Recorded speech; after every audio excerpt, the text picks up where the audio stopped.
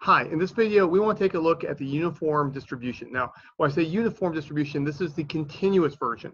There's also a discrete version of uniform. Now, in the discrete uniform, every possible result has equal probability. Now, we're interested in the situation where if I have a continuum of values, there's infinitely many, and I want the probability of the random variable being within a subinterval of the range of possible values. So if this is my range of possible values, the range I'm interested in, the probability of being in here is proportional to this length. The probability of being in here is proportional to this length. So if this is the entire sampling space, each subinterval, the probability of being in that subinterval is proportional to the length. So if you see proportional to the length, it's probably a uniform distribution. Okay, so uniform distribution has the simplest and easiest formulas in all of continuous probabilities. All right, so if I say the maximum is B, the minimum is A, then the function is 1 over B minus A for the density. Now, this is when X is between A and B. If X is not between A and B, then it's just 0. All right, so here, real simple, you'll notice that there's no X in here. So it doesn't matter what value of X we're talking about, it's always the same. As you know, it's either 0 if it's outside of the interval, or if it's within the interval, it's 1 over B minus A. Okay, well, now if we go ahead and just do a little bit of quick and easy calculus, we can see that X minus A over B minus A is the cumulative distribution function. Once again, X is between A and B. Now, if X is less than A, then it's 0. If X is greater than B, then it's 1. All right, you know, the standard cumulative distribution. Now, the expected value is the mid-range of possible values, so A plus B divided by 2. And then the variance is the difference between A and B squared divided by 12. Okay, so now, something that we want to do, we want to standardize this. We want to work with a standardized version, and then anytime I need theoretical or computational results, I can use that standard version to get the one that I'm actually interested in. So standard uniform, what's going on is that we have that our random variable is between 0 and 1, so it's a unit interval. And so if I look at the formula, I realize that the density is just constant of 1. The cumulative distribution function is just U. The expected value, well, that's the mid-range once again. That's 1/2. And then the variance is 1 over 12. Okay, so this is a very important random variable in terms of random number generation. A lot of random variables can be generated using this one. A lot of algorithms generate standard uniform and then use that with some mathematics that we'll talk about in another video to get a random variable for a different distribution. Okay, well, now let's talk about the expected value of uniform random variables. All right, so to tackle this, we're not going to go at it directly. What we're going to do, we're going to first get the expected value and the variance of the uniform, of the constant uniform, or excuse me, standard uniform distribution, standard uniform distribution 0 to 1. And then I'm going to use a formula to convert over to what I actually want.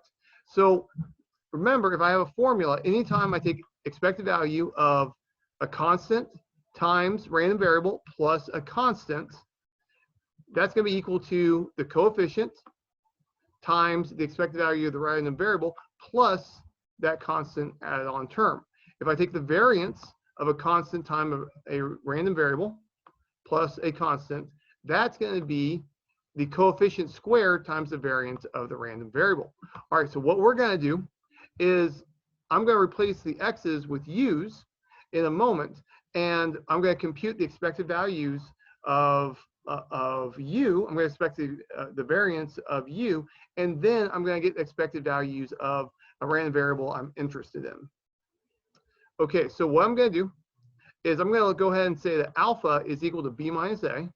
I'm going to say that beta is equal to a. And I'm going to say that x is equal to b minus a times u plus a.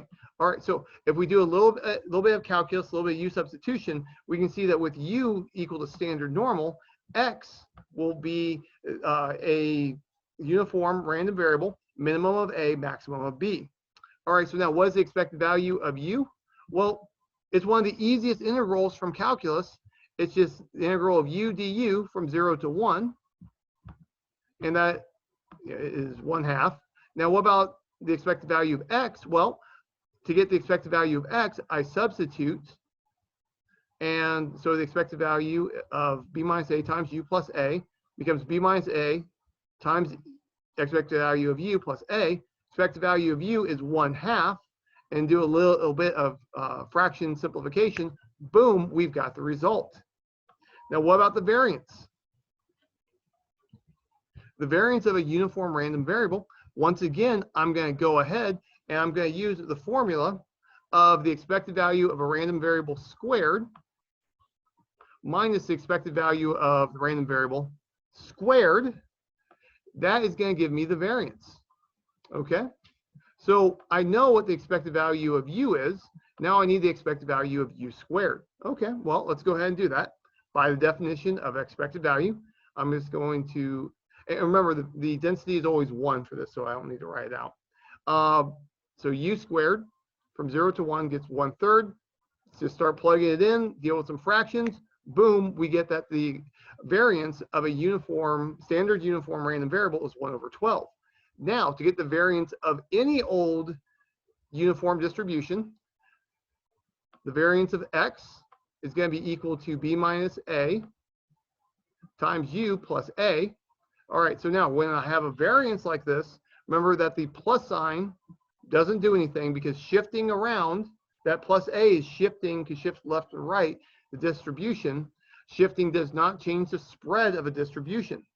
Now the b minus a does have an impact. I square it and factor it out, and boom, we've got our result.